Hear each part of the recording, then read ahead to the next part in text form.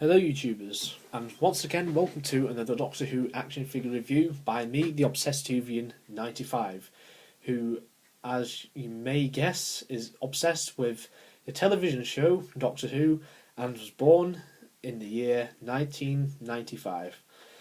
Today I'm going to be taking a look at, you've guessed it, another action figure, and this is of the Cyberman from the 1968 Patrick Troughton story, The Invasion. Now this Cyberman, many Doctor Who fans say it's their favourite Cyberman. I'm not so sure if it's my favourite Cyberman design, but nevertheless I am very fond of it and I do like it, but it's probably not my favourite. So, if we just have a look at the body and we just have a general analysis of it. It is basically a swimming costume, painted silver. That's what it is. And you can see that because they even added the detail of the logo used for the swimwear here as well, and you can just see the outline of it there, but obviously it was painted over in silver and you couldn't really see it in the story, so it's very, very good attention to detail by character options already. Really, really good. And you've got a zip here as well, and that goes all the way down. Now the panel, it's gone smaller again, very nicely detailed, a bit similar to the Tomb design, except there's more buttons and panels and there's nothing transparent there either. In fact, I don't think there's anything on the actual body that's transparent on the figure. I think the only thing transparent is the top of the head here, but that is it. Let's have a look at the head, or the helmet, whatever you want to call it. And you can see very, very nice detail, and they even went to the length of adding detail in the eye. I don't know if you can see it, but inside the eye there is mesh for inside where the actor's head is.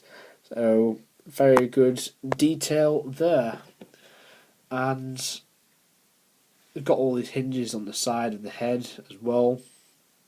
You just get a feel of the blank emotion of the Cyberman. I think it's really, really cool. I'm really happy that they've managed to replicate this with this figure. And so we just take a look around at the back of the head. You can see the bolts where the helmet is screwed in, which was the norm back then with the Cybermen heads. And the handles on the head are removable. And if you don't believe me, why don't you try it out? And when you first get the figure, the handlebars look massive. They just look out of scale. But I assure you, if you take them out and you just put something in like a pin or a sharp pencil, whatever, then a lot of stuff will come out of the head, and then you can just push them in as far as you can, and then it'll look more accurate to the on-screen. I won't demonstrate this because it'll probably take up the whole video, because it is very, very fiddly, so be warned that you may get a bit stressed out when you do it, but it is easy enough once you get the hang of it. I think the first time you pull it out is the biggest challenge, but if you want a demonstration of how to do it, then check out Matthew Toffolo's, aka Batman March's review of this figure, which he did a few years ago now, as I only found out by watching that video, and he's a great analyst of his figures, and I really respect his work. So thanks to him, I learnt that method of removing all the stuff out of the head and making it more accurate to the on-screen model. So moving on,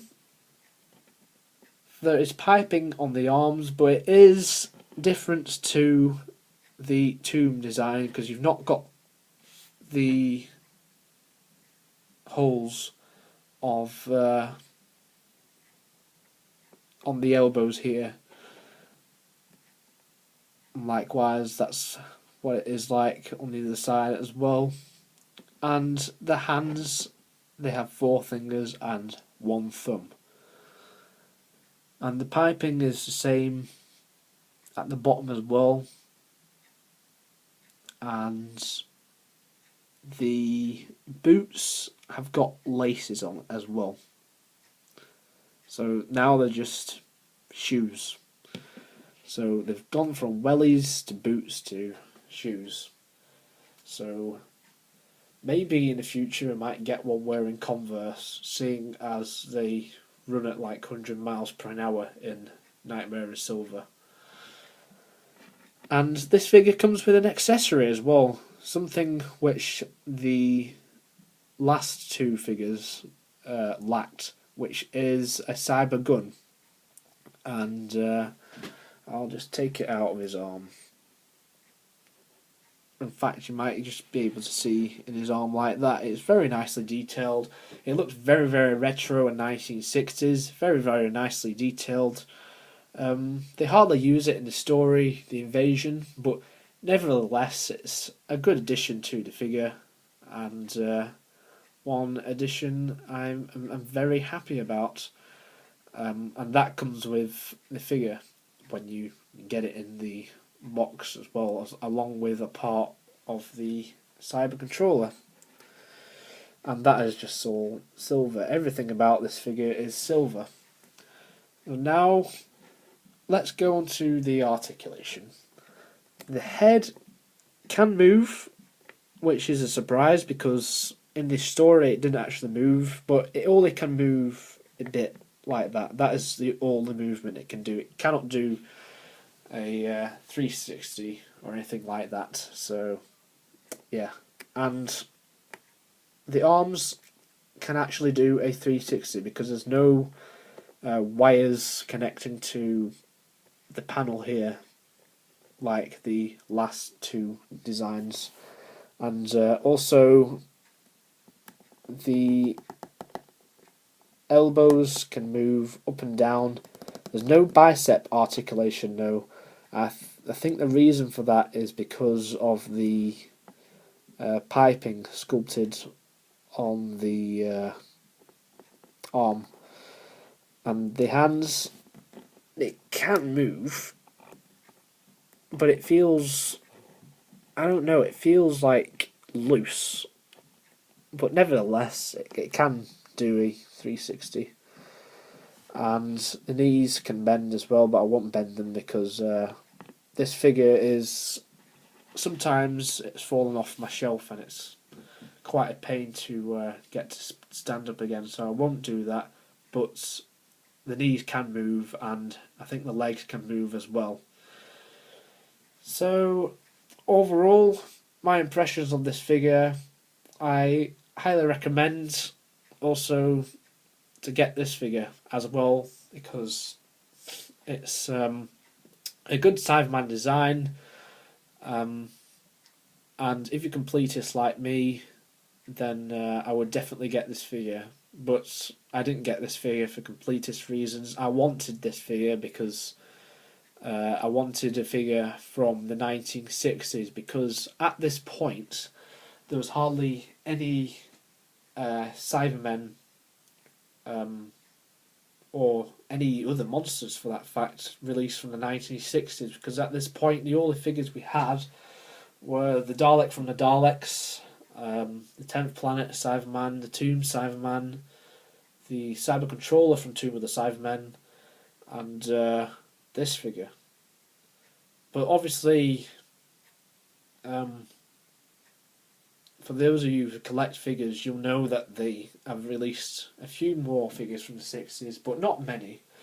Hopefully in the future they'll release more figures from the 90s, 60s, and I feel the classic line, their main focus is the 1970s and 80s. And obviously nowadays we've got the 3.75 figures, which I am not getting because I just think the detail is absolute rubbish. Detail on these figures are superior to those figures, so I shall not be getting them, as it will just look out of place in my collection, and I don't really want them anyway because the detail looks crap. So anyway, that's enough of me rambling on about 3.75 figures, and that is my review of the Cyberman from the Invasion. So get this figure, it is a really good action figure for your collection of action figures. So thank you very much for watching. Join me next time, as I'll be going backwards in time, not that far, only like a year, to review the final figure of this wave, which is the Cyber Controller from the Tomb of the Cybermen, which is the figure that you get at the end when you collect and build all the parts which you get from all the Cybermen you collect in this wave, such as the 10th Planet Cyberman, the Cyberman from Tomb of the Cybermen, this Cyberman, and the Cyber Leader from the next Doctor. But I won't be reviewing that because I've already given you a look at that in my video about new series Cyberman. So join me for that review, and thank you very much for watching.